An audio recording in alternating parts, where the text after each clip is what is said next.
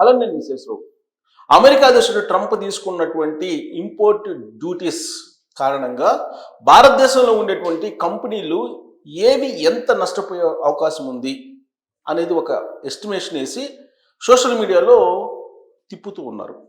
ఆ డేటా ప్రకారం ఆయా కంపెనీల్లో ఎంతమంది ఎంప్లాయీస్ రోడ్డున పడే అవకాశం ఉందనేది కూడా మనం ఒక అంచనాకి రావచ్చు. ఆ కంపెనీలకి ఎంత నష్టం రాబోతుంది అమెరికా తీసుకున్నటువంటి నిర్ణయం కారణంగా అనేది నేను మీకు చూపించేటువంటి ప్రయత్నం చేస్తాను. ఆ తర్వాత దాన్ని బేరీజు వేసుకొని ఎంతమంది ఆ కంపెనీల నుంచి ఉద్యోగాలు కోల్పోయే అవకాశం ఉందనేది మీరే ఎక్స్పెక్ట్ చేయొచ్చు. సో ఇప్పుడు ఒక డేటా వచ్చింది. ఈ డేటా ప్రకారం అమెరికా నుంచి వచ్చేటువంటి రెవెన్యూ ఏ కంపెనీలకి ఎంత తగ్గుతుంది. ఫస్ట్ టాటా మోటార్స్, ఇది కమర్షియల్ వెహికల్ తయారు చేస్తుంది. Tata Motors Indian based company.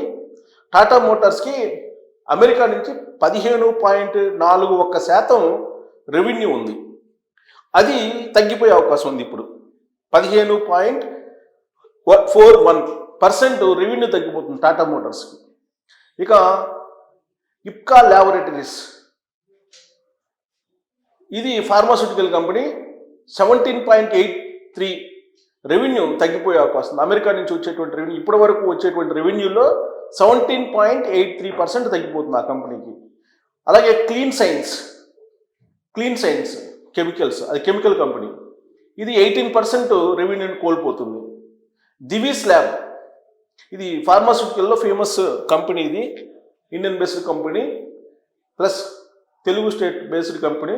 Divi's lab pharmaceuticals 18.25% revenue తగ్గిపోతుంది. అమెరికా నుంచి వచ్చేటువంటి రెవెన్యూలో 18.25% ఆ కంపెనీకి రాబడి తగ్గిపోబోతుంది. ఇక టాటా కమ్యూనికేషన్స్, టెలికాం సంస్థ, టాటా గ్రూప్లో అనేక కంపెనీలు ఉన్నాయి కదా. ఈ కంపెనీలో టాటా కమ్యూనికేషన్స్ అనేది ఒకటి టెలికాం కంపెనీ. 18.88 18.88% రాబడి తగ్గిపోతుంది అమెరికా నుంచి ఆ కంపెనీకి. గుజరాత్ కెమికల్ కంపెనీ, అది 19.35% తగ్గిపోతుంది దానికి.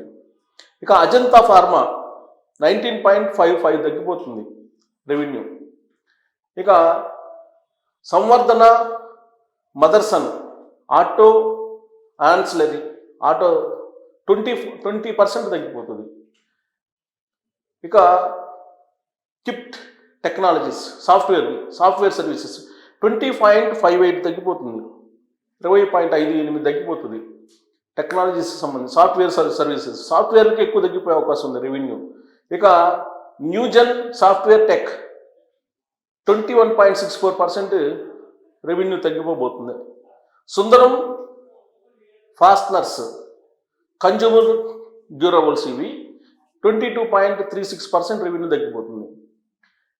హిందాలాక్, ఈ మెటల్స్ సంబంధించి 23.08% తగ్గిపోతుంది దానికి.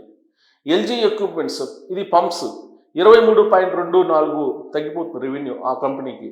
ఒరాకిల్ ఫినీ సర్వీసెస్, ఇది సాఫ్ట్వేర్ సర్వీసెస్, 27% రెవెన్యూ తగ్గిపోతుంది దానికి. జనరల్గా సాఫ్ట్వేర్ కంపెనీలకి 10 నుంచి 15% రెవెన్యూ ఉంటుంది ఎవ్రీ ఇయర్. ఇప్పుడు రాబడిలోనే మీకు 27% ఒరాకిల్కి తగ్గిపోతుంది. ఇక ఆల్కెమ్ ల్యాబొరేటరీస్ ఫార్మాస్యూటికల్ 28.88 రెవెన్యూ తగ్గిపోతుంది దానికి.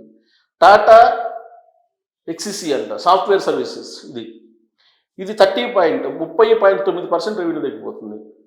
ఇక సన్ ఫార్మా, ఇది 33.2% రెవెన్యూ తగ్గిపోతుంది. టాటా కెమికల్స్, దీనికి 35% తగ్గిపోతుంది. లుపిన్ ఫార్మాస్యూటికల్ 38% రెవెన్యూ తగ్గిపోతుంది. ఎల్టీ ఫుడ్స్ ఎఫ్ఎంసీజీ 38.53 తగ్గిపోతుంది. ట్రెడెంట్ టెక్స్టైల్స్ 39.28% రెవెన్యూ తగ్గిపోతుంది దానికి. ట్రెడెంట్కి ఎక్కువగా టెక్స్టైల్స్ మీద ఎక్కువ ప్రభావం ఉంది. తర్వాత న్యూలాండ్ ల్యాబొరేటరీస్ ఫార్మాస్యూటికల్ 39.54% రెవెన్యూ తగ్గిపో, అంటే ఆ కంపెనీకి ఆల్మోస్ట్ నిలబడే పరిస్థితి ఉంది, సగానికి సగం ఎంప్లాయ్మెంట్ని తీసేసుకోవాలి మనం. బయోకాన్ 43.75, భారత్ ఫోర్జ్ 44.33, తర్వాత జిడస్ లైఫ్ సైన్స్ ఇది 44.89% రెవెన్యూ తగ్గిపోతుందని చెప్పి అంచనా వేస్తున్నారు. అరబిందో ఫార్మా 45.3% రెవెన్యూ తగ్గిపోతుందని అంచనా వేస్తున్నారు. డాక్టర్ రెడ్డీస్ 48.56% తగ్గిపోతుందని ఎస్టిమేట్ చేస్తున్నారు. టెక్ మహీంద్రా 50%, 50.8% రెవెన్యూ తగ్గిపోతుంది, అంటే సగానికి సగం తగ్గిపోతుంది టెక్ మహీంద్రాకి అని చెప్పి అంచనా వేస్తున్నారు. తర్వాత Marksans pharma 51.8, Gland pharma 52.69, Coforge software 56%, Wipro 62%. అంటే విప్రో 60% రెవెన్యూ నష్టపోతే ఇంకా దాంట్లో ఉండేటువంటి ఎంప్లాయీస్ని ఎంతమందిని తీసేస్తారు? 50% అబోవ్ తీసేస్తారు. విప్రో.